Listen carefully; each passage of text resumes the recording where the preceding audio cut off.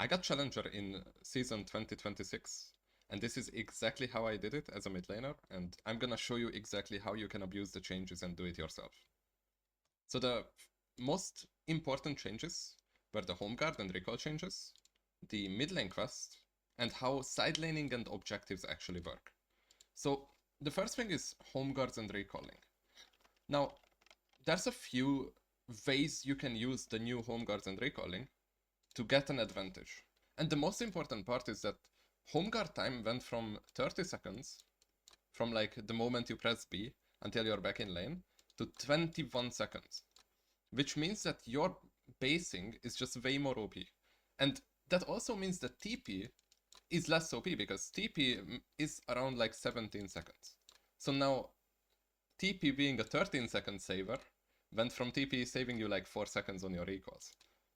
Which you can see on this clip, for example. The wave is already in my lane, and I can recall out of this somewhat bad lane state while the wave was already in my lane. But now if my enemy doesn't push the wave, then they will be stuck in a bad lane state. So you can like heavy trade a bit more. And if you can reset first, you will be back while losing essentially like maybe 1 or 2 minions, right? This was a really bad lane state as well, so now he needs to reset, which will mean that I get the next wave as well with tempo. I get some deep wards, and I will be available for any sort of fights. And this is a recall that you can do on any single wave, especially on cannon waves. Now, the second example is what I call the minimizing reset. This is a bit more tempo reset. The wave is not here just yet. The wave is still a bit further away. But if you start your recall very early, even as the casters are crashing onto your tower, then you can get a reset. You can still eat XP, so now you see that my XP bar is going up from those caster minions. And this way, even on a normal wave, you can recall, and by the time I come back to lane, if Cassio, once again, if Cassio doesn't shove this, then she will be very far behind on tempo, and I will be full health against like half HP. But now, since she took that, I'm losing essentially 0 minions. I lose 1 or 2 gold of minions, like I lose like 40 gold here. But I don't lose any XP, which means that I will have a large advantage in the later stages. This is how you can get very effective resets, even without running TP in this season, which means that this allows you to have way more access to more aggressive setups. This allows you to forego stuff like Resolve. This allows you to not go stuff like D-Shield.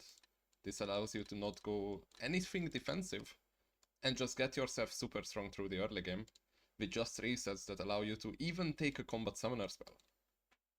This is the first thing. Now, the second main change is the mid lane quest. Now, we all know that top quests and the ADC quests are like kinda OP, right? Like they give you a lot of stats. They make you really, really strong. But one thing about mid lane quests that's really OP is that we both get a lot of tempo with the resets, and we get very, very, very overpowered boots. Especially the defensive boots are very OP. So, what I want to show you now is just how absurd these things are, by the way. Like, look at this clip. At this point, we are very even with the Sylas, right? Like, he's level 15, I'm level 15. And I have empowered mercs, right? Look at this. So I'm just hovering here, placing a ward, enemy jungle. And I take a full trade against the Sylas. Look at this. I took a total of 55 damage in this fight. A total of 55 damage. This guy took half his health bar. So yeah, the empowered boots are absurdly broken. So what I like to do in the mid game is that because of my early game, I'm allowed to get myself really strong with runes and with items that are just allowing me to be very greedy with my itemization, be very greedy with what I choose as items and runes. That allows me to spike insanely hard in the mid game. And when I try to spike, is around the empowered boot spike.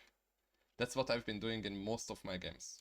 I get the empowered boots, I use them to win the side lane matchup, which means that I get push, which means that I get plates if my enemy doesn't show up, which means that I get to play side lane, and I get to be insanely strong on the side lane, which then allows me to create man advantage fights, which then allows me to make more tempo plays. I can maybe even recall into go to a side lane or something. It gives me a lot of options. And because I'm very hard to kill as well, I can greed on the side lane and collect even more resources, which then will make me even more OP. And this is where we get to side laning and mid game, where the goal of the side laning at the moment is actually to get yourself resources. Because a lot of the objectives got way weaker. For example, Baron is very hard to take now. Grubs don't give you feeds anymore. And also Drakes, they just take forever to stack, and the further Drakes are very, very hard to take actually. So you can give a lot more objectives for you to get strong, and you also get way stronger through the side lane, which just allows it to...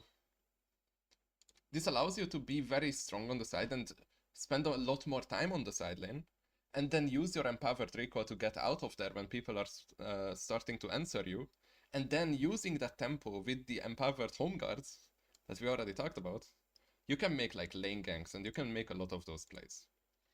And the way I utilized this on Kassadin, what got me to Challenger, was I basically ran Airy setup every single game, which is a very strong scaling setup with the most DPS out of any Kassadin setup. So Airy is just very good DPS. I go Axiom, which is a lot of wave clear, a lot of damage. I go Transcendence with Haste Rune, so that I can buy Raw and still have a lot of haste. I go Gathering Storm, which is very greedy, because I'm completely foregoing any sort of laning power, because I can just reset out of any bad trade I take. So I can just recall, get back to lane, and I'm just chilling. I lose nothing. I don't lose anything. And I can do that anytime. This is why I also can go for Darkseal with Blasting Wand. Give a bit of CS, because it doesn't matter at the end of the day, right? Like, even if I get denied a lot of CS, my relative strength, once I get my empowered boots and once I get some AP to one-shot waves, is just gonna be able to stat check anyone in the mid-game. And this is why these runes are just gonna be very OP. Once it's like 15 minutes into the game and we get to side lane, I'm just gonna be stronger than anyone. And Ignite also, at this same point, just allows me to be that much more dangerous, both in skirmishes and both in 1v1 situations. Now, the reason this is OP, and the reason I chose these items, is that this allows me to get very strong in the early game, reach an item that gives me a lot of HP. HP gets way further amplified by the defensive items, so like any champion that can use Rod of Ages, any champion that can use like Rocket Belt, Dusk and Dawn, you know, any of these type of items can benefit a lot from this type of playstyle. And then I further go for more haste heavy build, where I do a lot of damage, I get a lot of mana, I'm just stat checking on the side lane, and I'm basically unkillable, but I also have a lot of threat. And this is what... I mean, I didn't even change the setup, by the way, because it was just that fucking OP, and you don't need to change it, right? Now, I'm gonna show you, like, just a 1v1 situation on how I use my power spike. Because one thing that top-end ADCs don't have in their questline is they don't spike immediately. They take a lot of time with the spike. As a mid laner, you instantly spike super hard on both the recall and on the boots. Which means that now that you get these spikes, you can, the moment you unlock this quest, and you unlock your empowered boots, you can go to the side lane and you can fuck people up. For example, in this clip, I'm against Echo the Nico, who's a Challenger Echo player on EU West. And I just want to show you how absurdly broken these boots are. I just want to show you that. Because it's like, I don't even play this well, by the way. I missed the first ult, you know, just getting some autos on him. And because of Airy and all of this, I get to stat check this guy losing half my HP, taking like 2 tower shots, bursting him through the shield. And also, you know, he's ulting, so I need to kill him again. But it's just my setup with the items I have just completely stat check on AP champion. And this is why once I'm in the mid game, I'm already very mindfully matching the Echo, and I'm setting up my mid game in a way that I can match this guy. And when he's trying to mismatch me, let's say he goes bot lane, I will just be able to utilize my recall or like maybe push out very far, then utilize my recall and then go match him. And that's gonna be the key of the mid game, right? Because you can use this relative strength difference from you having better items than your opponent to get a complete stomp on the sideline, essentially. Now, what I wanted to show you as well is a full mid game, right? Like, this is a game where my team was kind of behind. You can see that, well, I'm okay, like not super OP. I'm like kind of fine. I have a fucking Zeke's Malphite with Electrocute in the jungle. I have a Riven that's down like 30 CS. And I have a bot lane who's like, okay, they're not super fat, but they're fine, right? And this is when mid game begins. I'm about to finish my boot soon.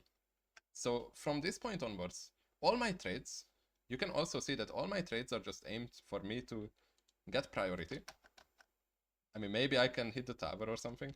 Doesn't matter if I take a slightly disadvantageous trade, I just recall. I don't lose a single minion. You see this? This is why recalling is broken. I can greed for this fucking plate, and it doesn't matter. I just get the gold, I just get out, I use my base. And now, because he also needs to base, because we did kinda trade here, right? Like, it's not like he didn't take any damage. Like, now he will need to base. He's gonna take that wave, I'm gonna not lose anything, and now I have 2 waves of tempo. And by the time this guy's back, like now I'm already out of here, I'm already able to either make a play some wards, you know, like hover a play, do something. Here, for example, I hover this skirmish, where we get a Kiana, I EQ ignite him, he dies, I get back to mid lane, push out waves, and once again, I can just recall, right? You should be very comfortable with recalling a lot. And now look at this, Sylas went for the Sork boots, and I went for the Mercs. Which means that he's gonna try to do damage to me and I'm gonna be completely immune to it. Because it doesn't matter. He's gonna do more damage to my teammates than if he had Mercs. But he's never gonna make prio, so he's never gonna get to even hit my teammates. And this is where this is very important. So now I take a tower shot, and I get Sylas Malphite wedded into Kiana combo. And because I have the Mercs, the Lux, their full combos with Malphite ult, Kiana, everything, just doesn't do damage to me. I'm still surviving. I would always have died without my crazy items, right? And this just goes to prove that this is kind of OP, right? Now from this point onwards, this is when mid-game macro becomes very important. I see that Yorick is topside. I see that their bot lane is now rotating to mid lane. I've already finished my quest, so I'm very happy to go bot lane and play against the Sylas, right? If Sylas was going elsewhere, I would try to match him in a different lane as well. So here, for example, I'm pushing out. I also, one thing that's very important that I haven't mentioned is that yellow trinket is disgustingly OP as well, because you get to side lane so much deeper with this strategy of defensive boots. So now I can push this side lane very, very deep. And look at this trade. This guy, just a minute ago before my boots, was completely fisting me. But now, I literally just touch check him. It doesn't even matter. Like, he didn't even do 1 point of damage to me. How OP is this? And now, because of that, I get to have complete push here. I get to force him to reset. I can make any sort of play now. My jungle gets to invade their bot side. And I can do all of this while this ward is providing me vision on this entire jungle quadrant. So I can also never really die here, which makes sidelaning really, really OP. But now one thing is very important here, is that my top laner died on top side, right? The enemy made a cross map play. So while they gave bot side, they took complete control of the top side. Now, objectives in this season are kind of weak, so I kind of don't care about it. I only care about taking fights against people that I'm kind of stronger than. And also getting resources, right? So now my bot lane resets. I just collect the waves that are in front of me. And in this situation, I see that Sylas is top lane. So this means that I want to be top lane, no matter what, right? I have my itemization, I have my boots. I have everything needed to match the Sylas. So I can even make a play with the Riven on the Sylas, where I'm also completely immune, like, I'm literally not taking any damage, by the way. And we can kill the Sylas. Kiana just makes the play, I guess. And then we push out, right? And this is the second thing, is you can very easily overstay on the side lane. Because first off, you can make very easy vision with yellow trinket. So you're always kind of safe. You're very survivable with the mercs. And you also have empowered recall. So whenever somebody tries to like catch you, you can always just walk away a bit, press your recall, and you don't have to walk away that far because your recall doesn't take that long.